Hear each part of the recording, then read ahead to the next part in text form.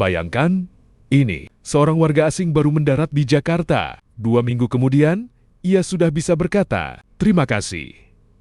Terima kasih." Makanannya enak banget. Dan yang mengejutkan, itu bukan satu orang saja. Fenomena ini sedang ramai dibicarakan di berbagai platform digital. Banyak warga asing, atau yang sering disebut bule, mengaku bahwa bahasa Indonesia adalah salah satu bahasa paling mudah mereka pelajari. Di saat banyak orang menganggap bahasa Asia itu rumit, justru bahasa Indonesia disebut ramah untuk pemula. Kenapa bisa begitu? Pertama, bahasa Indonesia tidak memiliki sistem tenses yang rumit seperti bahasa Inggris. Dalam bahasa Inggris, satu kata kerja bisa berbeda tergantung waktu. Tapi dalam bahasa Indonesia, bagi pelajar asing, ini terasa seperti angin segar. Kedua, pelafalan bahasa Indonesia hampir selalu sesuai dengan tulisan. Apa yang Anda baca, itulah yang Anda ucapkan. Tidak ada kejutan seperti kata though atau enough dalam bahasa Inggris yang membingungkan banyak orang. Banyak pelajar asing mengaku hanya butuh waktu beberapa minggu untuk mulai memahami percakapan dasar. Ketiga, bahasa Indonesia tidak mengenal gender pada kata benda. Tidak ada maskulin atau feminin seperti dalam beberapa bahasa Eropa. Strukturnya juga sederhana. Subjek tambah predikat tambah objek. Langsung, jelas, praktis. L.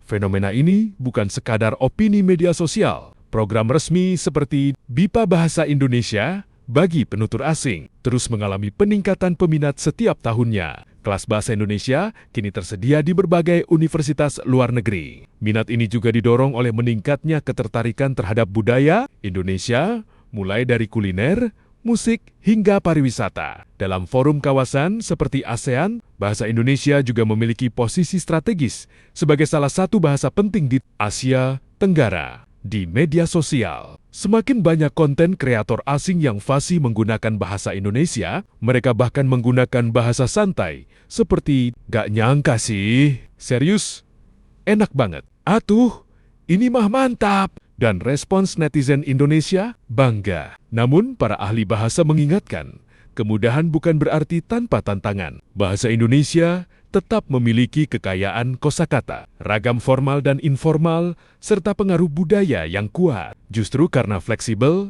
dan dinamis, bahasa Indonesia terasa hidup dan mudah menyesuaikan diri. Fenomena ini membawa dampak positif besar. Semakin banyak orang asing belajar bahasa Indonesia, berarti semakin luas jangkauan budaya Indonesia di mata dunia. Bahasa bukan hanya alat komunikasi. Bahasa adalah identitas. Bahasa adalah jembatan. Dan ketika dunia mulai merasa bahasa Indonesia itu mudah dipahami, itu berarti Indonesia sedang membuka pintu lebih lebar ke panggung global. Pertanyaannya, sekarang, apakah bahasa Indonesia siap benar-benar menjadi bahasa internasional berikutnya? Waktu yang akan menjawab. Tapi, satu hal pasti, dunia mulai memperhatikannya.